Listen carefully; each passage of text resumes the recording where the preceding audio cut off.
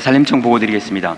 상반기에는 봄철 산불 피해를 작년에 비해 대폭 줄였으며 목재 생산과 임목 양도 소득에 대한 비과세 한도를 5배 상향하여 임업 경영 여건을 개선하였습니다. 또한 AI 전환을 지원하기 위해 산지에도 데이터 센터를 설치할 수 있도록 관련 규제를 개선하였습니다. 다음은 역점 과제입니다. 현장 임업인의 목소리를 반영하여 임업 직불금 단가를 인상하고 국토교통부와 함께 목조건축법을 제정하여 목재 산업을 활성화하고 지속 가능한 산림산업 생태계를 조성하겠습니다. 또한 지방 주도 성장을 위해 충남 태안에서 경북 울진까지 한반도를 횡단하는 총 연장 849km의 동서 트레일을 올해 안에 차질 없이 조성하겠습니다. 이를 통해 트레일이 지나는 225개 농산촌 마을의 활력을 높이고 청년 일자리 창출에 기반을 마련하겠습니다. 국가 정상화 과제로서 부실 산림사업법인에 대해 엄정하고 신속하게 법을 집행하여 산림 분야의 부정부패를 척결하고 산림사업 실행 체계를 정상화하겠습니다. 8월까지 관계기관 합동조사를 완료하고 법령을 위반한 업체에 대해서는 엄정하게 조치하겠습니다. 아울러 재발 방지를 위해 페이퍼 업체의 입찰 보증금 몰수와 과징금 상향 등 제도 개선도 신속히 추진하겠습니다. 끝으로 산림청은 5월 15일부터 여름철 산사태에 대비해 24시간 비상 대응 체계를 운영하고 있습니다. 신속한 예보 발령과 선제적인 대피를 유도하여 산사태 피해도 최소화하겠습니다. 아울러 올 가을부터는 야간에도 헬기를 활용할 수 있도록 조종사 양성을 조속히 완료하여 가을철 산불 대응에도 만전을 기하겠습니다. 이상 보고를 마치겠습니다. 네, 두 부처 고생했습니다. 우선 산림청은 올해 봄, 작년 가을부터 올 봄까지 산불 피해를 조기 대응해서 아주 정말 큰 성과를 냈어요. 네, 피해 면적도 크지 않고 인명 피해는 없고. 박수 한번 감사합니다.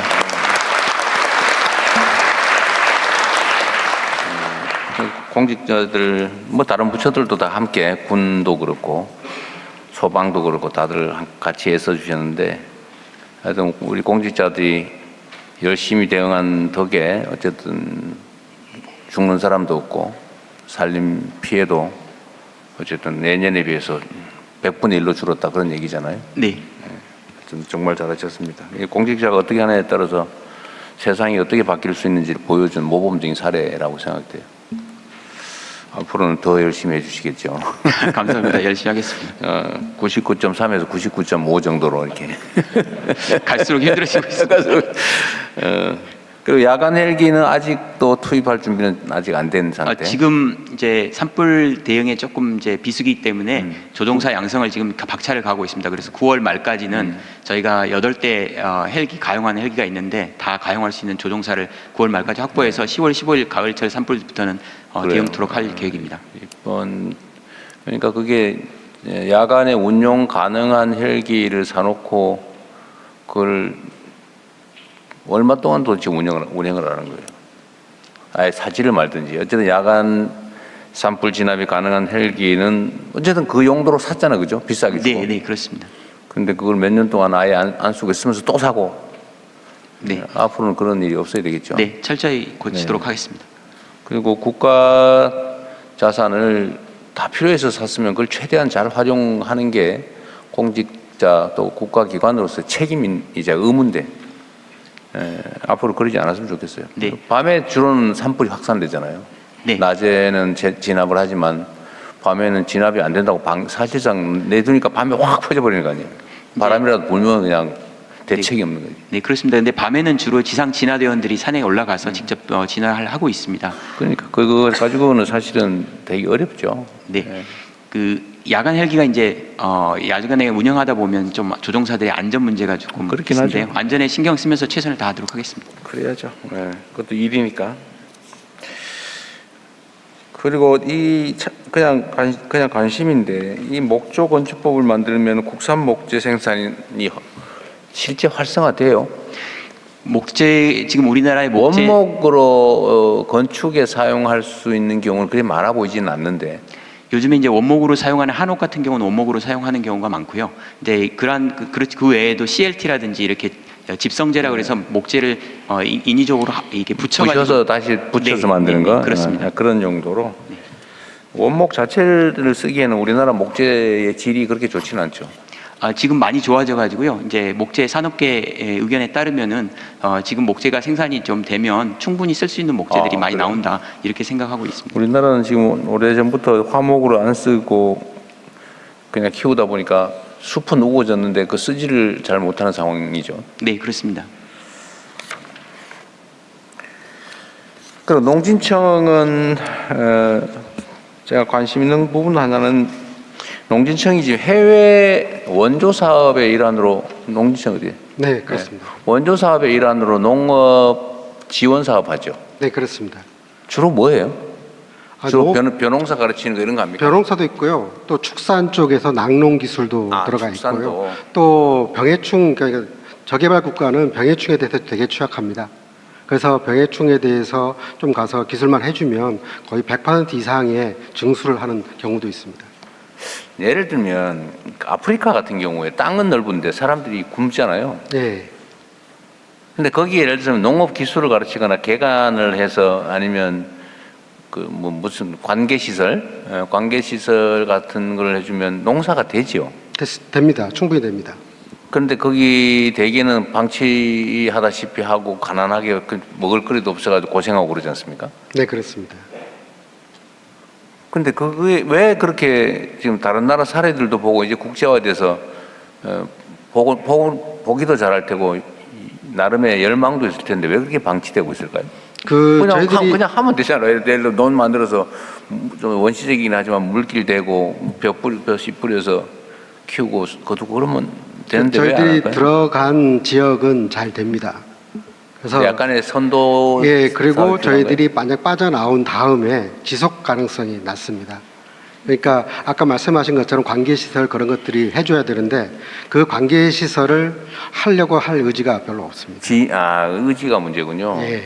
그래서 말씀하신 새마을운동 그쪽하고 같이 해가지고 우선 공동체의 의지를 또 만드는 것들을 저희들이 이번에 하려고 준비하고 있습니다. 물리적 요건은 갖춰져 있는데 네. 가능하고 네. 그런데 문제는 사람들의 의지의 문제다. 네, 의지가 있고 그 다음에 저희들이 과학기술로서 농업기술로서 수단을 만들어주고 근데 그걸 할 때 지금 현재 코이카 쪽에서 들어가는 인프라 쪽을 저희들이 같이 공유하게 되면 거기에 이제 인프라와 기술과 거기에 있는 공동체의 의지까지 된다면 이제 자립이 가능할 거라고 저희들이 생각하고 있습니다.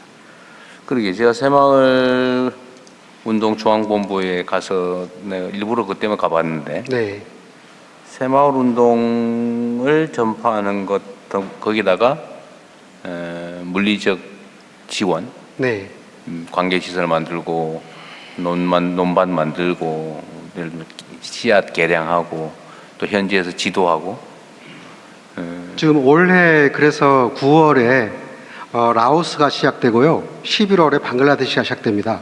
그래서 새마을운동중앙회와 저희 코피아와 코이카 이 세 개가 같이 들어가는 걸로 합동으로 했습니다. 좀 그럴 필요가 있겠어요. 지금 보니까 산발적으로 따로따로 하는 것 같더라고요. 네, 지금까지는 각자 열심히 해왔습니다.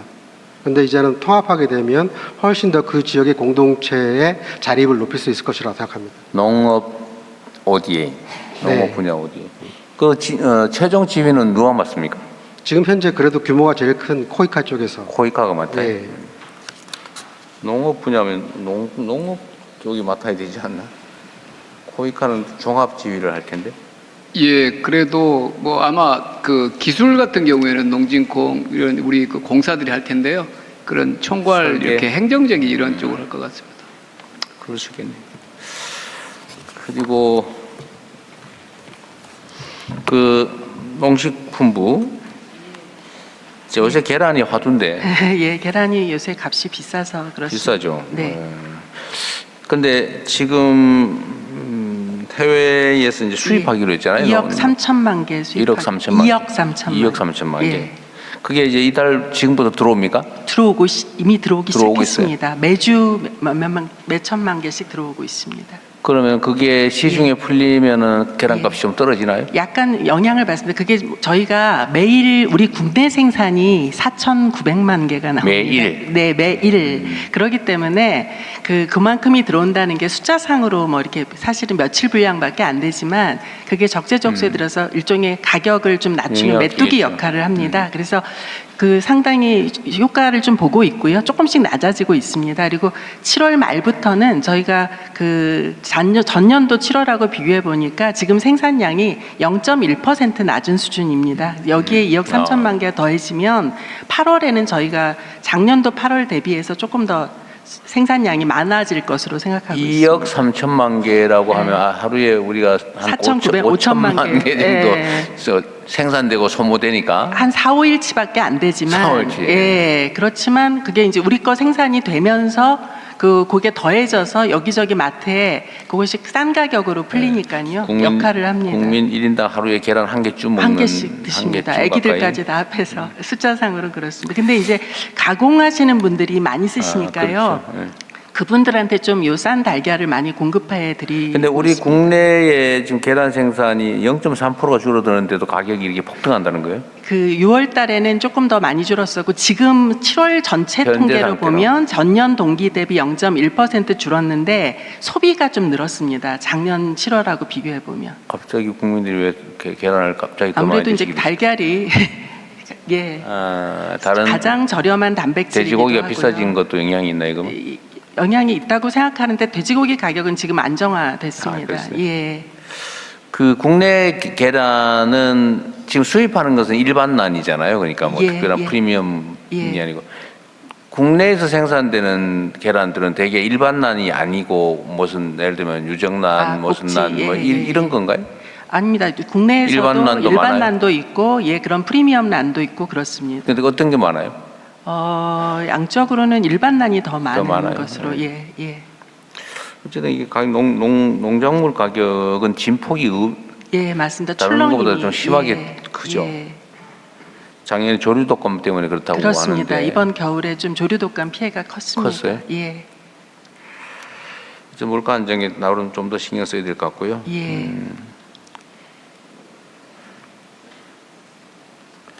그 농어촌에 이게 여기 소관인지는 잘 모르겠는데 교통 대책이 있지 않습니까? 예, 이게 지금 교통, 예. 면단이나 이런 데에 인구가 계속 줄어들다 보니까 예. 남은 사람 몇 명 안 되고 예. 거기다가 버스 운행을 정기적으로 계속하는 것도 비용이 커서 갈등이 많을 것 같은데 네. 그 상황 혹시 아세요? 예, 농어촌 교통 모델 사업을 저희가 하고 있고요. 네. 82개 군 지역 같은 경우에는 농어촌 교통 모델이라고 해서 일종의 그러니까 수요자가 필요할 때 운행을 하는 뭐 이런 방식으로 합니다. 그러니까 통근 시간에는 고정 노선을 하더라도 근데 이제 이게 수요응답형 교통 체계로 예, 근데 이게 그 택시를 보내줍니까? 택시 아니고 뭐 이렇게 마이크로버스 같은 이런 형태인데요. 그럼 부르면 오는 걸로? 네, 그렇게 가는데 그게 사실은 시간이 굉장히 대기 시간이 길고 몇 사람 안 타고 하니까 이 부분을 좀 효율화해보자 해서 올해 저희가 AI를 여기에 도입한 모델을 저 5개 군에 먼저 도입을 합니다. 통계를 뭐 봐서 돌아다닐 수도 있겠죠. 그렇죠. 그래서 그 부분을 하게 되면 저희가 영암 같은데 시범 사업 한 것을 데이터를 보니까 대기 시간도 거의 절반으로 줄고 타는 사람이 네. 그러니까 늘어났다고 합니다. 어쨌든 수요응답형으로 수시 그 운행하는 게 예. 훨씬 더 싸죠. 그렇습니다. 예를 들면 전기선을 하려면 운전기사의 유지비, 관리비 등등이 들 텐데 그냥 부르면 가서 차 맞습니다. 태워다 오는 게 훨씬 지금은 싸게 먹힌다. 그렇습니다. 그래서 주민들의 부담은 버스 요금 수준으로 줄여줘야 되는 거 아닌가요? 그렇습니다. 예. 아무래도 이제 그 부분에 취약 지역 노선에 대해서는 보조도 들어가고 그렇게 돼 있습니다. 전남에 어디 보니까 무슨 100원 택시인가 이런 거 그때 운행했었는데요. 하는 지금도 지역들이 하고 여러 있어요? 지역들이 있습니다. 100원 택시. 그다음에 이거는 보고에는 없는 것 같은데 동물복지 전담 기구, 예. 동물복지진흥원. 복지진흥원 또는 복지청 뭐 진흥원, 예, 예. 그거는 어떻게 돼가고 있어요? 그게 우리 대선 공약이기도 할 텐데. 예, 그게 저기 총리님 주관으로 해서 전 총리님 주관으로 해서 총리실에서 민간 전문가들하고 관련 부처하고 저희가 사회적 논의를 진행을 했습니다. 작년 12월부터 올해 3월까지. 그래서 결론이 난 거는 총리실에 반려동물 정책위원회를 두고, 예, 위원회를 두고, 근데 이게 뭐 수의력 문제도 있고 검역 문제도 있고 하니까 동물 보호나 복지 업무는 농식품부가 추진을 하면서 관련 부처랑 같이 논의를 해가는 구조를 만들었고요. 그래서 요 문제에 좀 전담할 수 있는 일종의 기타 공공기관으로 동물복지진흥원을 설립을 하자, 이렇게 좀 결론이 지어졌습니다. 우리가 공공기관 통폐합을 하고 있는데 새로 만드는 게 부담되긴 한데 필요할 것 같긴 해요. 뭐 동물은 또 많이 늘고 있을까요? 근데 업무가 사실 이게 엄청 많아요. 이게 엄청 애완동물들이 많이 많습니다. 크니까. 예. 요거는 그러면 공공기관으로 기타 공공기관으로 전담 기관을 지금, 예. 하나 만든다. 예, 어차피 그렇게 결론이 나서 빨리 합시다. 이거. 예, 그렇게 하겠습니다. 농림부 근데 다른 기관 하나 줄이시면 네트로 알겠습니다, 실장님. 그렇게 하겠습니다. 그것도 그것도 방법이네요. 그렇게 하겠습니다. 어쨌든 동물 복지원 이건 좀 빨리 추진을 하기로 하고 설계를 잘해야 되겠네요. 예, 그렇게 하겠습니다. 그다음에 반려동물 가구들이 지금 진료비가 너무 비싸다고 아까 보고에 있긴 하던데. 예, 맞습니다.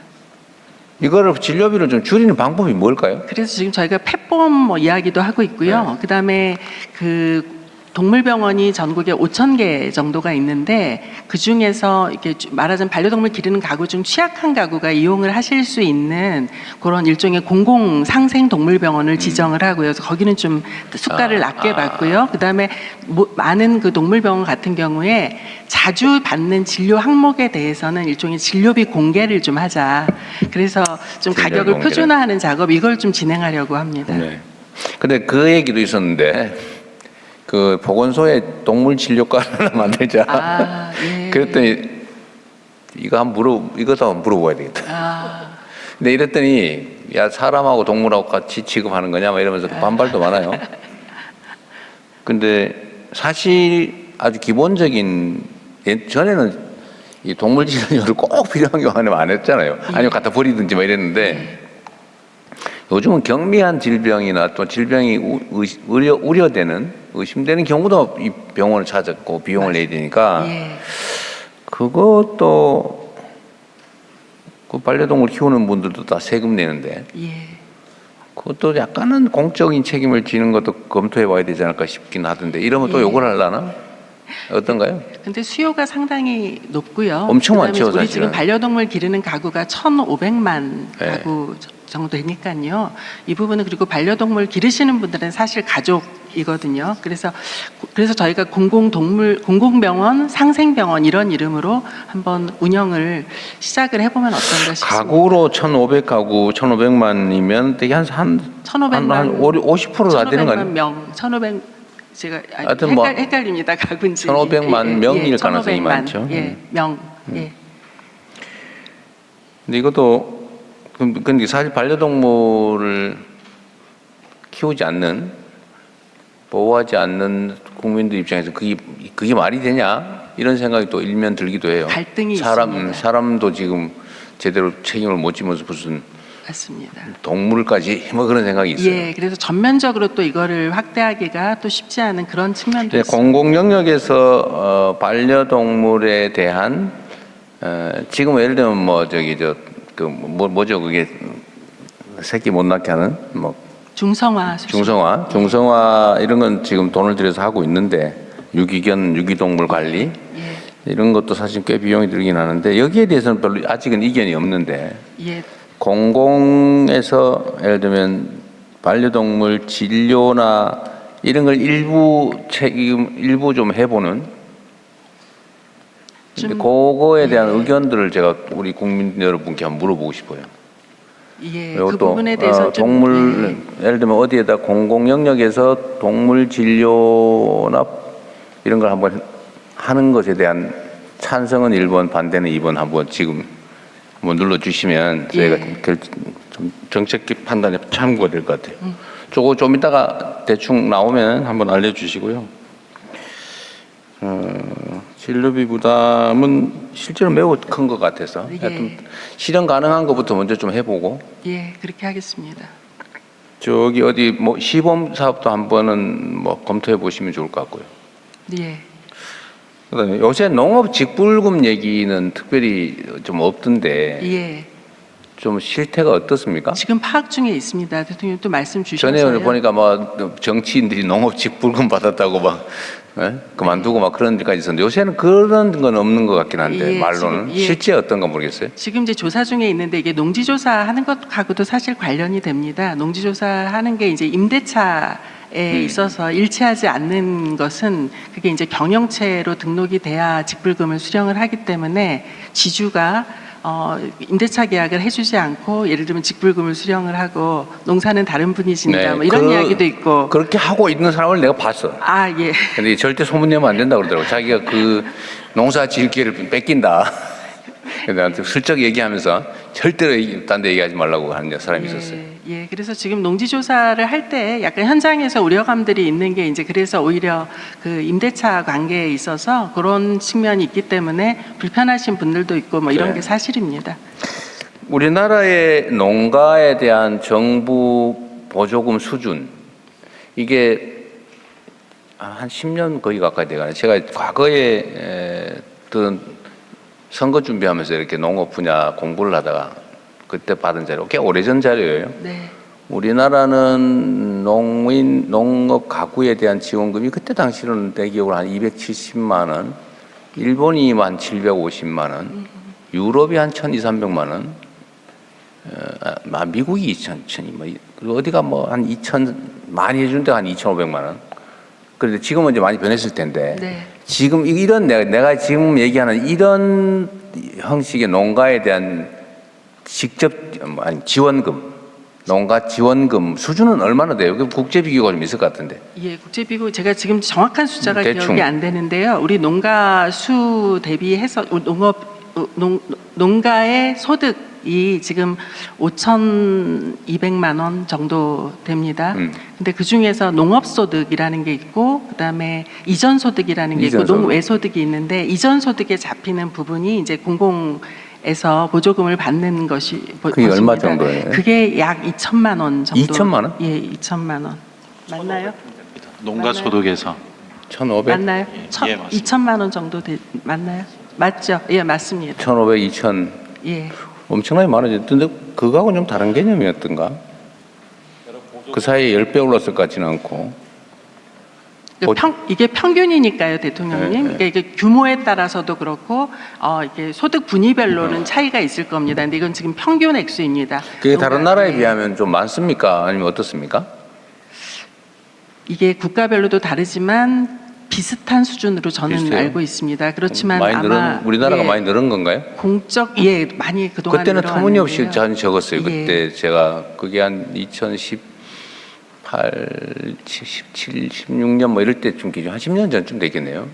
10년 전쯤 기준으로는 일본의 한 3분의 1밖에 안 됐던 게 기억이 있어요. 지금은 이제 같은 잣대를 놓고 한번 국제 비교를 한번 해보는 작업은 해야 하는데요. 아마 그 통계가 예. 있긴 있을 거예요. 예, 그래서 우리가 농업 분야의 지원을 잘 안 하잖아요, 사실은. 그렇습니다. 여기는 이제 비교 열위라고 보고 여기는 빨리빨리 사실은 정리해서 도시의 산업 영역으로 옮기는 게 낫다는 게 기존의 전략이었는데 이제는 그걸 바꿔야 될 때가 됐고 그래서 네. 보조금을 주는데 네. 그 보조금이 좀 적정해야 사실은 농민들도 견뎌낼 수 있지 않냐 하는 생각이 들고요. 그거와 관련해서 나중에 한번 알아봐 주시고 예, 비교해서. 그렇게 하겠습니다. 지금 이제 우리가 그 뭐 세판이나 FTA니 나중에 자유무역 협정을 체결하면 필연적으로 농축산업, 농업축산업 분야의 양보를 요구당하잖아요. 산업 부문 공업화된 부분이 좀 진출하려면 농업 분야를 축산 분야 이런 거 양보하라고 계속 요구를 하는데 그럴 경우에 이번에도 사실 우리가 다른 여러 나라들 다니면서 계속 우리 시장 개척하려고 무역 협정을 체결하면 반드시 이 문제가 조금씩 걸려요. 그런데 이것 때문에 지금 안 그래도 농민들이 또 화가 난다고 그런다고 하더라고요. 예, 근데 이거를 그렇다고 안 할 수도 없고 결국 이해관계를 조정을 해야 되는데 제 생각으로는 이 규정, 그러니까 경제 질서를 바꾸면서 이익 보는 집단이 있고 손해 보는 집단이 있는데 이익 보는 집단이 손해 보는 집단에게 일정 부분 책임을 져주면 그 이해관계를 조정을 하면 그게 매우 합리적일 뿐만 아니라 저항이 줄어들지 않겠어요? 그래서 전에도 FTA 체결할 때 무슨 기금인가 뭔가를 1조 원 만들기로 상생협력기금 하기로 예. 했는데 예. 그거를 사실 1조 원도 매우 적은 금액인데 제가 보기에는 그때 네. 당시 기준으로도 예. 그나마 안 되고 한 30%밖에 3천억밖에 안 됐다고? 올해가 끝입니다. 근데 그것도 끝이고. 30%밖에 안 됐습니다. 일단은 그런 식의 그러니까 참 무책임한 거죠. 그러니까 말로는 1조 원인데 맞습니다.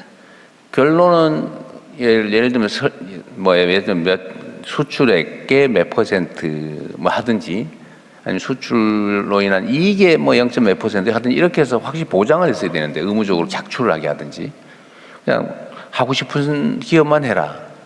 선의로 맡겼다는 거 아니에요? 자발성에 예. 내가 보니까 그거는 그때 장난친 것 같아요. 근데 앞으로 하게 되면 최소한 정부에서 그 부분은 책임을 져주는 게 맞는 것 같고 만약에 정부에서 책임지는 게 워낙 부담이 되면 그로 인해서 혜택을 보는 수출 기업들의 수출 이익에서 일부를 분담하게 이렇게 해서 그거는 농민이나 국내 피해보는 산업 분야의 뭐 보상이라면 보상 이건 확실하게 해줘야 될 것 같아요. 예, 그래서 대통령 말씀 주신 대로 그 부분 때문에 우리 농업인들이 상당히 이제 개방 이슈에 대해서 민감할 뿐만 아니라 정부에서 이야기하는 문법이 계속 비슷하다는 거죠. 자, 개방했으니까 우리가 이거 지원할게요. 그런데 그 약속은 지켜지지 네. 않았고 그 뭐 계산된 액수보다 실은 더 피해를 많이 보는 것이 네. 생산 기반 자체가 흔들려 버리면 이게 그러니까. 어렵습니다, 복구가. 예. 그거를 예. 이게 정부에 대한 신뢰 문제인데 우리 정책실장도 계시니까 어쨌든 정부가 농민들한테 1조 원 정도를 전보해주고 약속을 했던 거잖아요. 근데 못했으면 그 정부가 책임져 줘야 되지 않을까요? 예를 들면 그건 정부의 신뢰 문제 때문에 그래요. 예. 7천억 정도가 부족하다고 하는데 예. 그 7천억 정도를 일단 요새 뭐 세수 상황도 괜찮은 편이니까 그거는 정부에서 대신 책임지는 방법을 잘 강구를 해보면 좋을 것 같고요. 예, 충분히 할 수 있습니다. 네, 네. 예, 농특 늘어난 부분에도 뭐 해도 그걸로 되고 해도 여러 되고. 가지 방법이 있을 수 있습니다. 그거 하고 두 번째는 어쨌든 지금 대한민국의 수출 시장을 늘려야 되는데 경제 네. 영토 아닙니까? 예. 그러려면 그 피해 보는 쪽이 없어야 되잖아요. 네. 피해가 있다면 그만큼 전보를 해줘야지. 그걸 어떻게 전보할 수 있을지를 농민단체들하고 좀 협의를 진지하게 좀 하십시오. 그렇게 하겠습니다. 지금 막 반대한다면서요. 농민단체들은 당연히 굉장히 그렇겠죠. 예, 예. 반대합니다. 대책을 함께 논의해서 만들자. 예, 해서 그래서- 실제 예. 필요한 대안을 만들어 보시죠. 예. 그 다음에 이건 나는 좀 잘 모르겠던데요. 여기도 표현을 보면 농업인 이렇게 표현되고 있는데 아, 예. 그거 왜 농업인이냐 농민이지 아. 그 논쟁 혹시 알고 계세요? 예, 그 이야기 들었습니다. 그래서 왜 농업인의 날도 농민의 농민- 날로 변경하자라는 의견이 있는데 그 왜 농민을 농업인으로 바꿨을까요? 저도 그거는 잘 모르겠습니다만 다만 이런 건 있습니다, 대통령님. 노동자를 근로자로 만든 거하고 비슷하지 않을까요? 예, 비슷한 맥락인데 젊은 친구들 같은 경우에 농민이라는 말보다는 그렇지. 농업 경영체. 그러니까 이게 훨씬 더 부담감이 없고 이렇게 좋은 거예요. 그래서 약간 의견이 조금 다릅니다. 그럴 그래서 수 있겠네요. 예, 그 농민 부분에 그럼 뭔가 대해서 약간 전투적이고 저항적이고 뭔가 이념적인 이런 이념적이고 언어로 그런 들리는데 느낌이에요. 농업 경영체, 농업인 이러면 이게 좀 더 이제 뭐 생산 주체로서 경영인으로서 이렇게 이제 사실은 느낌이 그 있습니다. 농촌 지역에 가면 농민하고 농업인이 병존하죠. 그렇습니다. 농사를 업으로 하는 사람, 예. 영업으로 하는 사람이 아마 농업인일 테고 예. 농사 지어서 먹고 사는 사람은 농민일 테고 그런 거 아니겠어요? 예, 지금은 거의 다 뭐 거의 가족농, 농업인. 상업농이죠, 사실은 지금은. 예. 어쨌든 그런 게 있더라. 근데 뭐 이것도 그런 이념적인 측면들이 있군요. 저희 단체들과 잘 논의해 보도록 하겠습니다. 저 아까 그 찬성 반대 좀 이제 나왔을 것 같은데 그거 좀 알려주세요. 지금 저희가 좀 보고 있는데요. 좀 반반 정도. 반반 정도요. 역시. 어쨌든 그 참고하십시오 나중에 논의할 예. 때. 농어촌 기본소득은 지금 전국에 군이 몇 개입니까? 80 몇 개인데. 예. 근데 지금 중부 우리가 감소 지역 농어촌은 69개입니다. 그 중에서 예. 그렇지 양평 이런 데 늘어나니까. 예. 그럼 어쨌든 9개. 69개. 지금 하반기에 농어촌 기본소득을 시행하면 합쳐서 17개? 7개. 예. 그러면 3분의 1이 안 되네요. 예, 4분의 1. 예. 4분의 1쯤 되네. 예. 근데 수요는 계속 늘어나고 있죠. 다 하고 싶으시죠, 수요는. 어쨌든 실태 조사를 좀 더 하고 여기에 예. 시간이 지나면 좀 더 자리 잡을 테고 네. 일단 모범적 사례를 공유를 한다든지 아까 예. 보니까 사회연대 경제 네. 그 부분은 매우 어울리죠 이거하고 네, 이 그렇습니다. 사업하고 그래서 일자리도 실제 만들 수 있을 네. 거고요. 저번에 창업이 지금 현재까지 500군데가 됐더라. 585개 늘어났습니다. 최소 상반기. 580명의 일자리가 생긴 거네요. 사실은 그 창업한데 한 사람이 하는 게 아니라 물론 또 그렇죠. 여러 사람이 하니까 일자리는 더 늘어났습니다. 뭐 어쨌든 일자리도 지속적 일자리니까 그죠? 농어촌 기본소득은 그 재원 얘기를 예. 잠깐만 했으면 좋겠는데 지금 농어촌 특별세? 농특세. 예, 농특회계. 특별세? 예. 그게 예상 규모가 어느 정도예요? 올해? 현재는 12.5조 원입니다. 올해. 예, 올해는 작년에 예, 작년에 편성한 올해 농특세가 12.5조고요. 자체 사업비가 있고 여기서 공익직불금이 있고 지특회계로 또 넘겨주는 게 있고 이렇습니다. 근데 사실은 이 농특세가 12.5조라는 게 농특세 거치는 게 부족하기 때문에 일반 회계에서 일로 넘어와서 이렇게 형성된 거라서요. 옛날에는 오히려 부족했었다. 예, 부족했습니다. 근데 지금은 농특세가 어쨌든 증시 화랑 때문에 많이 늘어났는데도 부족하다. 그러니까 올해는 아직 그 재원이 반영되지 않은 거고요. 이게 그러니까 작년에 편성된 올해 굴러가는 예산액이 이렇습니다. 지금 이제 올해나부터는 훨씬 더 그 예상보다 더 많이. 작년에 나름 하반기에는 증시 활성화되는 거를 감안해서 했겠지만 이 정도로 활성화될 줄 몰랐을 거고. 예. 그럼 작년 예산을 훨씬 초과하는 세입이 있을 것 같아요. 네. 그 예측치는 어느 정도예요? 저희가 20조 될 것으로 예. 대전 농식품부 기획조정실장입니다.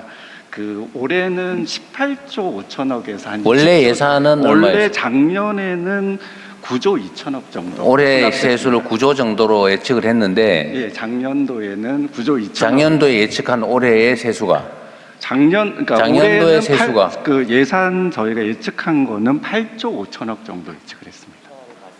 네. 작년에 실적이 9조 2천입니다. 그리고 원래 마이크 켜고 얘기해야 돼요. 작년에 실적이 9조 2천이고요. 금년도에 본예산으로 예측한 게 8조. 그거 마이크 안 들어오는데? 누가 마이크를 켜놓은 거예요? 네. 예. 네, 켜보세요. 누가 마이크를 맞네요. 켜놨을 예, 가능성. 예. 네. 25년도에 실적이 있는데요. 실적은 9조 2천이었고요. 작년에 금년치를 본예산 때 전망해 놓은 거는 한 8조 5천인데요. 저희가 이번에 추경하면 세입 경쟁을 하지 않았습니까? 그때 숫자가 13조 6천 되고요. 지금 상태에서 전망했을 때는 13조 6천에서 더 늘어서 한 18조 정도 될 거예요. 그 2배 정도 작년에 본 예산 대비하면 2배 늘었다 그 말이잖아요. 어쨌든 재원은 좀 여력이 생긴 것 같네요. 예, 그래서 지금 농특회계의 그 용도들을 훨씬 더 넓게 저희가 확장을 하려고 하고 있고요. 그 용도로 이런 쪽으로 충분히 쓸 수 네. 있습니다. 이걸 이제 안정적으로 예를 들면 우리가 2년 시범 사업 한다고 지금 얘기를 해놓은 상태인데 그게 아니고 이게 지속 사업으로 바뀌면 사실 인구 유입도 확 늘어날 가능성이 있죠. 그렇습니다. 지금 2년 하고 혹시 더 계속할지도 모른다는 기대 때문에 한 3-4% 예. 이렇게 늘어나고 있는데 예. 줄어들던 거 안 줄어드니까 그것까지 하면 4-5% 늘어나는 걸 텐데. 4점 지금 9%. 4.9%, 예. 5% 늘어나는 네. 건데 이게 이제 지속 사업으로 계속 안정적으로 계속된다라고 판단하면 인생 설계 자체를 바꿀 만한 유인이잖아요. 그렇습니다. 그렇게 하려면 재원을 안정적으로 확보해야 되고 예. 그 제도도 안정적으로 만들어야 하고 예. 그래서 그 설계를 잘 해야 될 것 같아요. 기본법도 만들지만 예를 들면 이 재원을 어떻게 조달할지. 그 재원하고 그러게 이제 지역 예를 들면 한 89개를 전부 할 수 있고 재원이 확보되고 그러면은 사실 아까 말한 수요응답원 농어촌 그 공영 뭐 그건 얼마 들지 않는 거고. 그것도 기본적으로 거기다 포함시킬 네. 수 있습니다. 그러니까 어쨌든 가장 필요한 지속해야 될 사업, 돈 드는 사업을 농어촌 특별세, 그 세는 지금 계속될 거니까 그죠? 예, 장기적으로는 좀 더 안정적으로 갈 것 같고요. 그래서 그 농어촌 특별회계의 전체 시스템을 좀 설계를 시스템을 해야 다시 될 것 지금 같아요. 예. 농림장관이 하고 있고요. 계속 한다고 하면 예. 물론 검증해봐야 되겠지만 예. 사실은 뭐 이론 여지가 없는 건데 예. 결국 하게 될 텐데 예. 농업보다도 농어촌 지역 단위로 보면은 훨씬 네. 사업을 많이 할 수 있습니다. 네. 그 농특회계 자체가 사실 결국 다 그 지역에 관한 거니까요. 예, 그렇게 좀 예. 논의하고 있습니다. 그 준비는 좀 잘해 주시기 바랍니다. 그렇게 지방의 소멸도 막고 인구 분산도 하고 새로운 일자리도 만들고 어쨌든 지역도 지키고 특히 거기에다가 태양광 영농형 태양광이든 뭐 태양광 발전 사업까지 할 수 있게 하면 농촌이 살만한 곳이 될 거예요, 도로. 그렇습니다. 네.